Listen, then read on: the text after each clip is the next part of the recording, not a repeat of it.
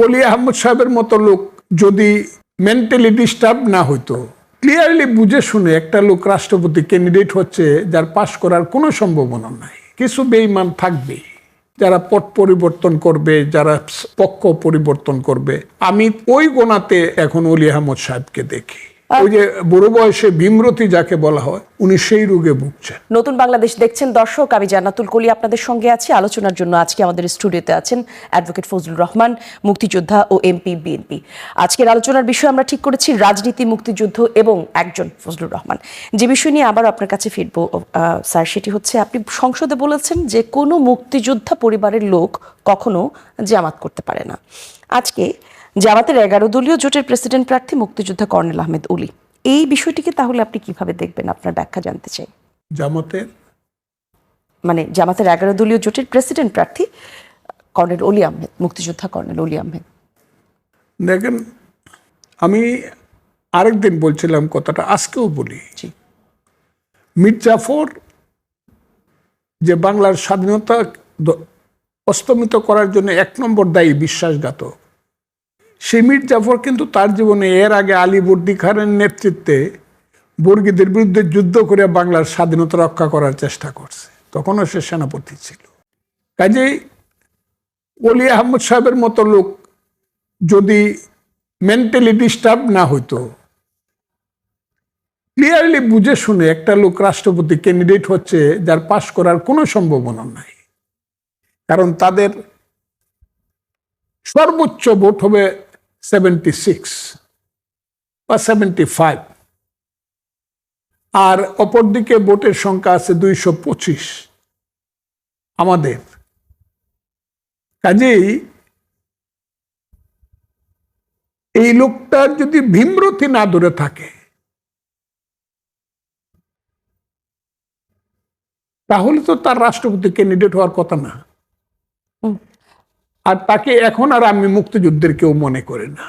কিছু বেঈমান থাকবে যারা পট পরিবর্তন করবে, যারা পক্ষ পরিবর্তন করবে।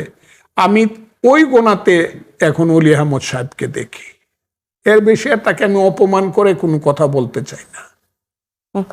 ওই যে বুড়ো বয়সে ভীমরতি যাকে বলা হয়, উনি সেই রোগে ভুগছেন, অথবা লাভে লোভে। আমি কথাটা তো বললামই। জি, আবারও যদি একটু ফিরে যাই, বর্তমানে আবার দেখলাম যে বিএনপির পক্ষ থেকে 2টি মনোনয়ন নেওয়া হয়েছে, যদিও আসলে সঠিকভাবে বলা যায়নি কোনটি কার অথবা কে কার জন্য নিচ্ছেন, সে ব্যাপারেও আপনি জানেন কিনা? বিএনপি থেকে তাহলে 2টি মনোনয়ন কেন নেওয়া হলো? বিএনপি তো একটি দল, যদিও নিয়মের বহির্ভূত না, এটি নিয়মে আছেন, সেক্ষেত্রে আপনার বিএনপির নিয়মের বহির্ভূত না, 2টি মনোনয়ন নেওয়া আসলে নিয়ম বহির্ভূত নয়, নিতেই পারেন, কিন্তু তারপরেও বিএনপি তো একটি দল, এখানে আসলে আবার 2টি মনোনয়ন নেওয়া হলো, আপনার কোনো ধারণা আছে কিনা এই সম্পর্কে রাষ্ট্রপতি পদে? আমি প্রশ্নটা আচ্ছা, বিএনপির পক্ষ থেকে মনোনয়ন গ্রহণ করেছেন 2 জন, তারা কাদের জন্য নিয়েছেন সেটি এখনো স্পষ্ট। রাষ্ট্রপতি, প্রেসিডেন্ট, এটা বলার সময় এখনো আসে না। Let us wait for time and the time will answer in time. কারণ আমি বিশ্বাস করি, যদিও অনেকে বলে যে তারুণ্যের প্রতীক আমাদের প্রধানমন্ত্রী, না, উনি এখন আর তারুণ্যের প্রতীক না, উনি অভিজ্ঞতার প্রতীক। কাজেই উনার উপরেই দায়িত্ব দেওয়া হয়েছে স্থায়ী কমিটির পক্ষ থেকে, এবং উনি নির্ভুলভাবে, নির্ভীক হৃদয়ে সঠিক সিদ্ধান্তটা সঠিক সময়ে নেবেন। জি, তারুণ্যের প্রতীক, আসলে তরুণ নিয়ে যখনই কথা বলেন আপনি, আমার আসলে যে বিষয়গুলো নিয়ে মাথায় আসে, আপনি জুলাই গণ অভ্যুত্থানকে বলেছিলেন যে এটি একটি মেটিকুলাস ডিজাইন ছিল। এই বিষয়টি আসলে আপনি এখনো বলছেন বিভিন্ন জায়গায়, আমি দেখছি কিছুদিন আগেও আপনি একটা জায়গায় বলেছেন যে জুলাই গণ অভ্যুত্থান একটি মেটিকুলাস ডিজাইন ছিল। একই সাথে আমি বলি না কথাটা, যিনি জুলাই গণ অভ্যুত্থানের পরে যিনি রাষ্ট্র পরিচালনার দায়িত্ব পেয়েছিলেন, প্রধান উপদেষ্টা জনাব ইউনূস সাহেব কথাটা বলছেন মিটিকুলো, আমি ওইটা বলছি।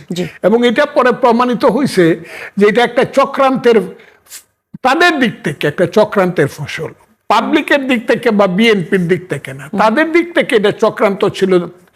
উনি, জামাতে ইসলাম, এনসিপির এইসব ছেলেপেলেরা আর যত আন্ডা বাচ্চা যা আছে, স্বাধীনতা বিরোধী শক্তির আন্ডা বাচ্চা যারা, সব একসাথে ছিলেন। এটা বিএনপি না। তাহলে এই যে মানে এইটা তো আসলে এক ধরনের, আপনি যেহেতু এই বিষয়টা নিয়ে খোলামেলা কথা বলছেন, এটা কি খতিয়ে দেখা প্রয়োজন বলে মনে করেন কিনা? নিশ্চয়ই ইতিহাস একদিন প্রমাণ করবে। আপনাকে একটা কথা বলি, জি।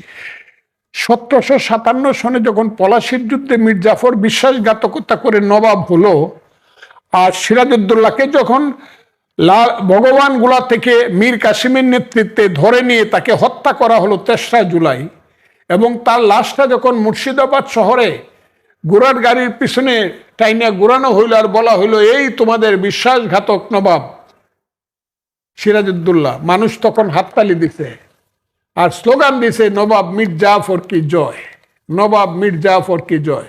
এটা 100 বছর পর্যন্ত চলছে, নবাব মীর জাফর কি জয়। কিন্তু 1857 সনে যখন প্রথম ভারতবর্ষের বা বাংলার সিপাহী বিদ্রোহ হইল, তখন কিন্তু স্লোগান হইল মীর জাফর বিশ্বাসঘাতক, সিরাজউদ্দৌলা দেশপ্রেমিক। 100 বছর পরে এটা প্রতিষ্ঠিত হইল, 3 জেনারেশনের আগে প্রতিষ্ঠিত হয় নাই যে মীর জাফর ছিল বিশ্বাসঘাতক, সিরাজউদ্দৌলা দেশপ্রেমিক। এবং অনন্তকালের ইতিহাস এটা প্রমাণ করবে এখন যে সিরাজউদ্দৌলা দেশপ্রেমিক, মীর জাফর ছিল বিশ্বাসঘাতক।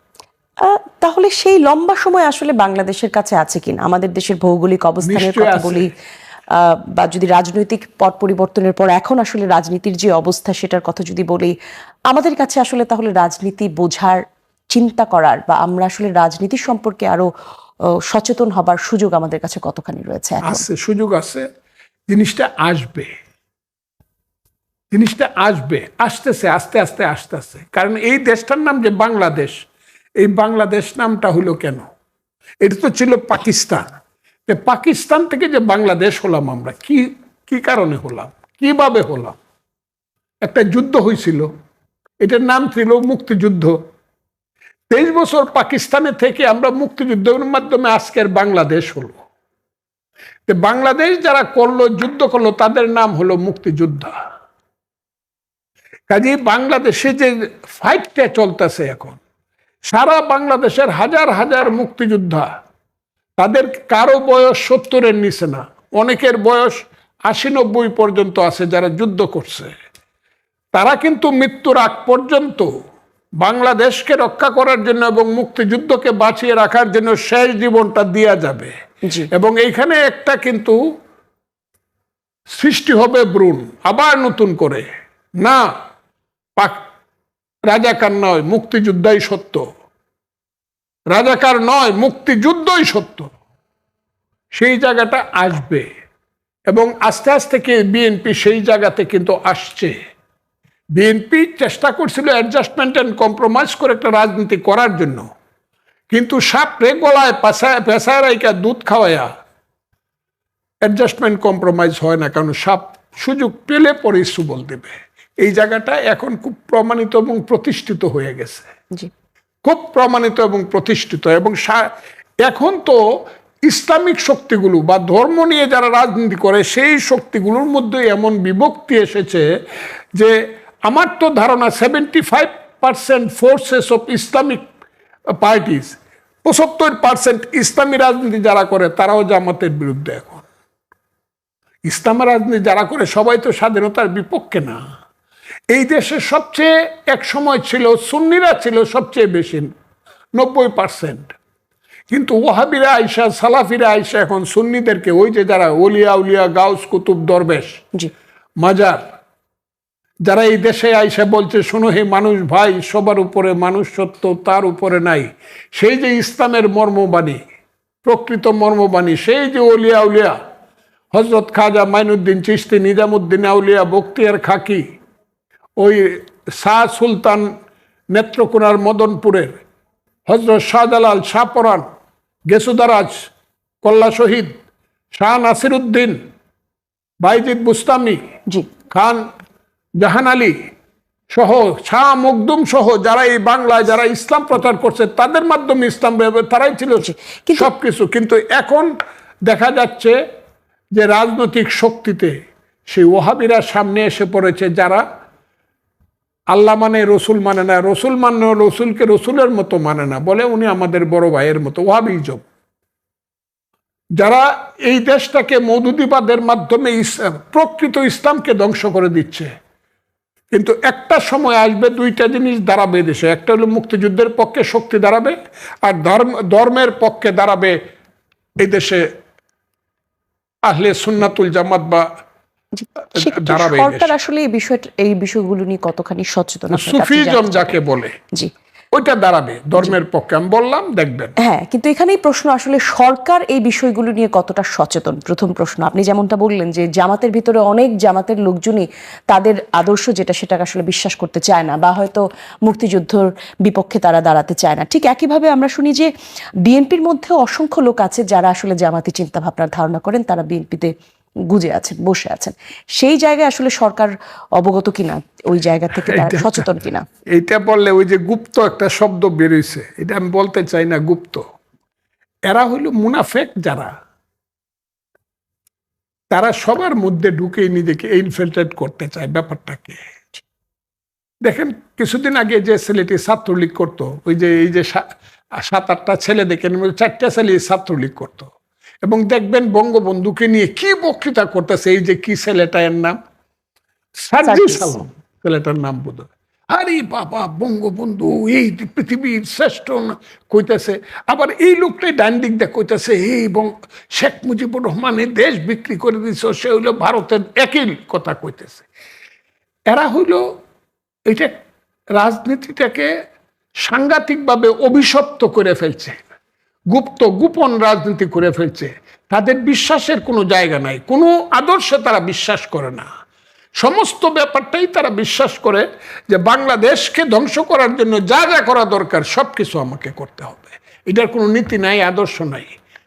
কাজেই এটা বিএনপির ভিতরে থাকবে না, আমি এটা মনে করি। নিশ্চিতভাবে বিএনপির ভিতরে কিছু লোক থাকতে পারে যারা এখনো বিভ্রান্ত আছে।